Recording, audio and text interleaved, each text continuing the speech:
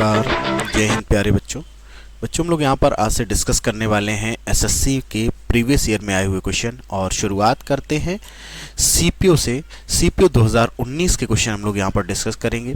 पहला क्वेश्चन हमारा है, कह रहा 20,000 रुपये की राशि पर 15 माह के लिए 10% प्रतिवर्ष अर्धवार्षिक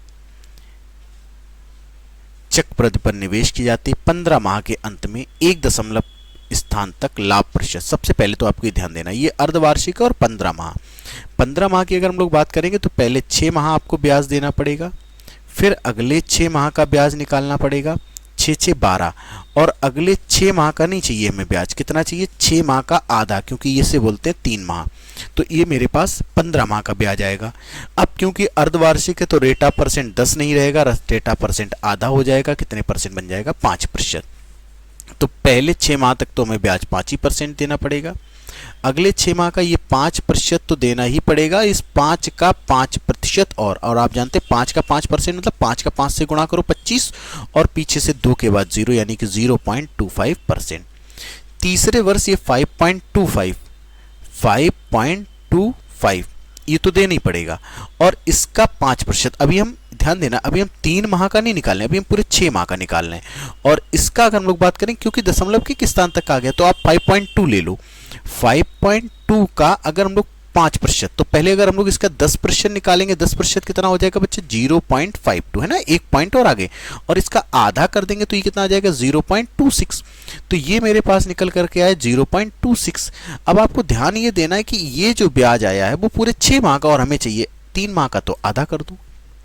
इधर तो हमें पता चल गया कि यहाँ जो टोटल मिला वो 10.25, और इसके लिए तो हम आपको एक कॉन्सेप्ट बता चुके हैं, आप x + y + xy / 100 से लगा देते हैं, ये आप 10.25 बहुत जल्दी निकाल लेंगे। इसकी बात करते हैं, ये 5.25, इसे 2 6 को भी 2 5 मान लो, तो ये आ जाएगा 5.50, और 5.50 का आधा कर देंगे तो कितना आ जाएगा बच्चा 2.75। इधर 10.25 आया, इसमें हम लोग 2.75 जोड़ देंगे तो ये 75 25 तो 1 आ जाएगा, यानी कि 100 बनेगा तो 1 कैरी, और 10 2 12 और 1 कितना आ जाएगा 13, मतलब जो हमारा आंसर होगा लगभग 13%। तो ऑप्शन नंबर 3 जो है हमारा सही हो जाएगा। अगला क्वेश्चन कह रहा है 12,000 रुपए की राशि पर 15 माह के लिए 10% प्रतिवर्ष अर्धवार्षिक चक्रवृद्धि पर निवेश की जाती है, प्रतिशत लाभ ज्ञात करें। सेम क्वेश्चन है, यहाँ पर 12,000 रुपए की धनराशि है, 10% है, सेम क्वेश्चन दिया गया, तो फिर से हमारा आंसर कितना आ जाएगा 13% हो जाएगा। अगला कह रहा है ए ने 8% प्रतिवर्ष वार्षिक चक्रवृद्धि ब्याज पर 28,500 रुपये उधार लिए।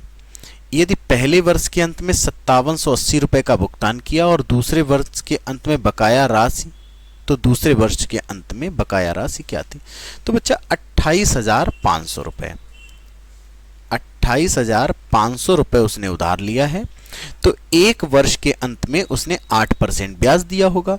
इसका 8% निकालना है तो 2 0 हटा दो और 285 में कितने का गुणा कर दो 8 का, 5 का 8 से करेंगे 40, कितना आ जाएगा 4, और 8 का 8 से 64, और 4 कितना हो जाएगा 68, यानी कि 6 16 और 6 कितना हो जाएगा 22। तो ये आप इसमें जोड़ देंगे 2280, तो ये आ जाएगा 80, 5 2 7 और 28 2 30 और 1 कितना 28 और 2 30, 30,780। अब कह रहा है कि उसने 5,780 रुपये दे दिया है, तो आप इसमें 5,780 रुपये जो है वो माइनस कर दो, 2 0 0 और 30 में से 5 चला गया, कितना बचा 25,000, यानी कि हमारा जो आंसर होगा ये 25,000 आ जाएगा। लेकिन वो यहाँ भी ये नहीं पूछ रहा, वो कह रहा है कि दूसरे वर्ष के अंत में, मतलब दूसरे वर्ष के अंत में आपको इसका एक बार ब्याज और देना पड़ेगा, इसका 8% निकालना है, 2 0 हटा दो और 25 का 8 से गुणा करो, 25 अट्ठे होता है 200 में 1 0 और लगा देंगे, मतलब कितना आ जाएगा 2,000। तो जो मेरा रियल आंसर होगा वो कितना आ जाएगा 27,000 रुपए, है ना। अगर दूसरे वर्ष के अंत में देना था तो 25,000, दूसरे वर्ष के प्रारंभ में देना था तो 25,000, लेकिन वो क्वेश्चन में पूछ रहा है कि दूसरे वर्ष के अंत में बकाया राशि क्या है, मतलब इसमें आपको एक बार 8% निकाल करके और जोड़ देना है, 8% निकाल कर जोड़ देंगे कितना आ जाएगा 27,000। तो जो हमारा आंसर बनेगा वो पहला आंसर सही हो जाएगा।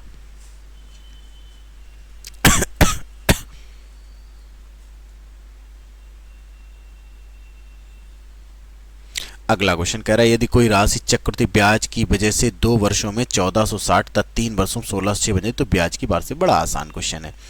2 वर्षों के अंदर हमने आप लोगों को समझाया भी, लगातार वर्षों का चक्रवृद्धि ब्याज दिया हो तो आप क्या करें, इनका डिफरेंस निकालें। ये देखो जरा, आपको क्या करना है, 1606 में से 1460 को 6 में से 0 जाएगा तो 6 बचेगा, यहाँ 10 में से 6 चला जाएगा तो 4 बचेगा, और बच्चा 15 में से 14 तो कितना, 146। मतलब 146 रुपये आपको ब्याज मिला है। कितने पर मिला है, 1460 पर, और गुणे क्या, 100%।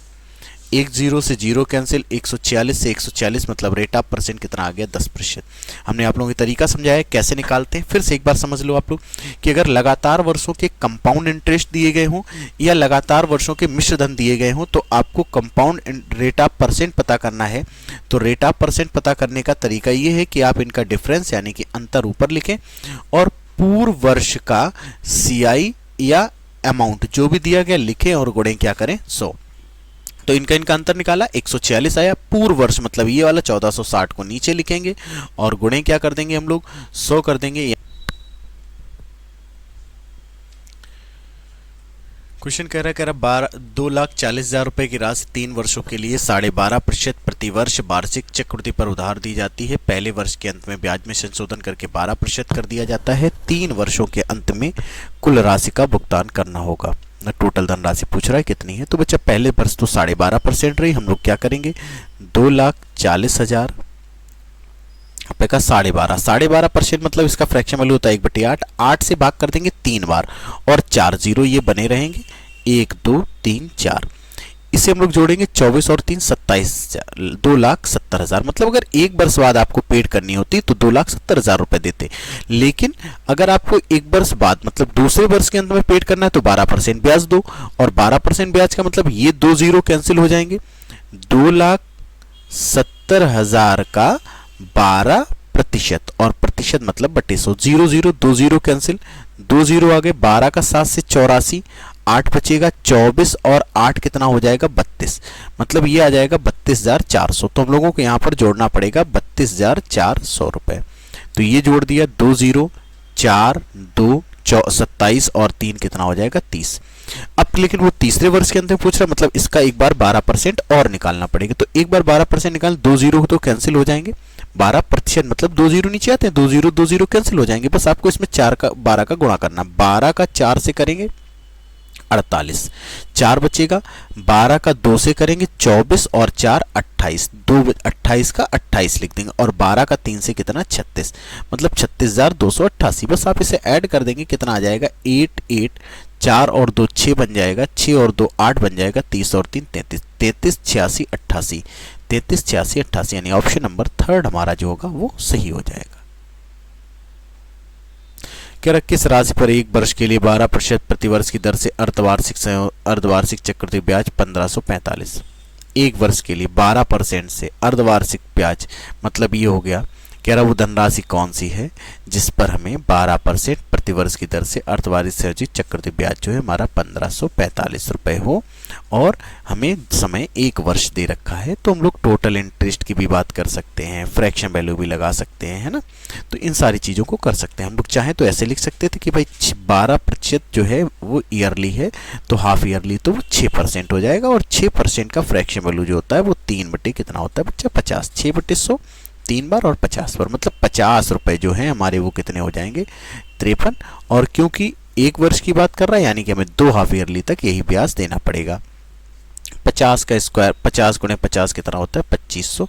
और 53 की बात करेंगे तो 50 से 3 ज़्यादा, 3 मतलब 09, और 25 और 3 कितना होता है, 2809। मतलब यहाँ पर ब्याज जो आया मेरा वो 309 रुपये आया, और ये 309 रुपये ना देकर उसने ब्याज कितना बताया, 1545।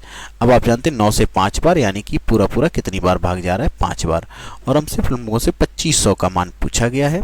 तो बस आपको करना क्या है, 2500 में कितने का गुणाकार देना है, 5 का, 25 पंचे 125 होता है, और 2 जीरो मतलब 12,500 रुपये हमारा जो धनराशि का वो आ जाएगा।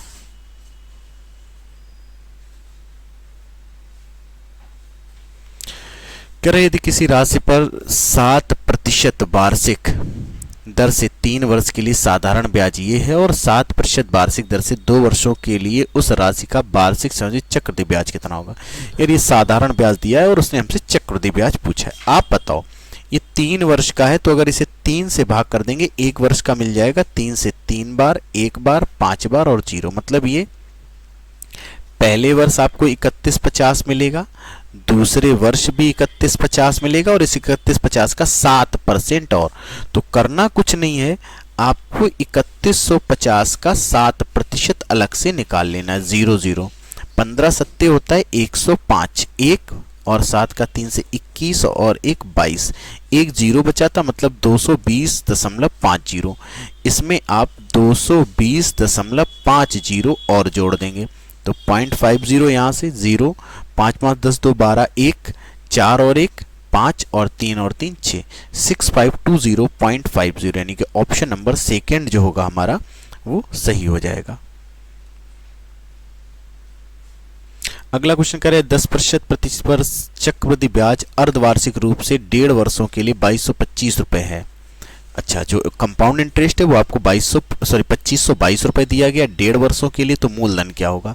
तो यार अर्धवार्षिक है, 10% ये दिया गया। 10% का मतलब हम लोग जानते हैं कि ये कितना हो जाएगा, हाफ ईयरली होगा तो 5% हो जाएगा, और अगर 5% हो जाएगा तो इसका भिन्नमान 1/20 होता है। ठीक है, और 1.5 वर्ष की बात अगर करेंगे, 1.5 वर्ष में कितनी छमाई हो जाएंगी, 3 छमाई हो जाएंगी। तो मतलब हमें 3 बार इस ब्याज की कैलकुलेशन करनी, तो 20 रुपए जो है वो हमारे कितने हो जाएंगे, 21। और 3 की बात करें तो आप डायरेक्ट यहाँ से क्यूब भी कर सकते हैं। तो 20 का क्यूब तुम लोग जानते हैं 8000 होता है, और 21 का क्यूब जो होता है वो 9261 रुपए होता है। तो यहाँ जो अंतर आया वो हमारा 1261 रुपए आया, और क्वेश्चन में जो दिया गया वो 2522 रुपए दिया। देखो 2 बार पूरा भाग चला जाएगा, तो 1 का मान जो है वो 2 के बराबर आएगा। तो हमसे मूलधन पूछा गया, 8000 का वैल्यू पूछा जा रहा है। 8000 में बस आप सिर्फ 2 का गुणा कर दें, आप बता पाएंगे जो हमारा मूलधन होगा वो कितने रुपए आ जाएगा, 16000 रुपए।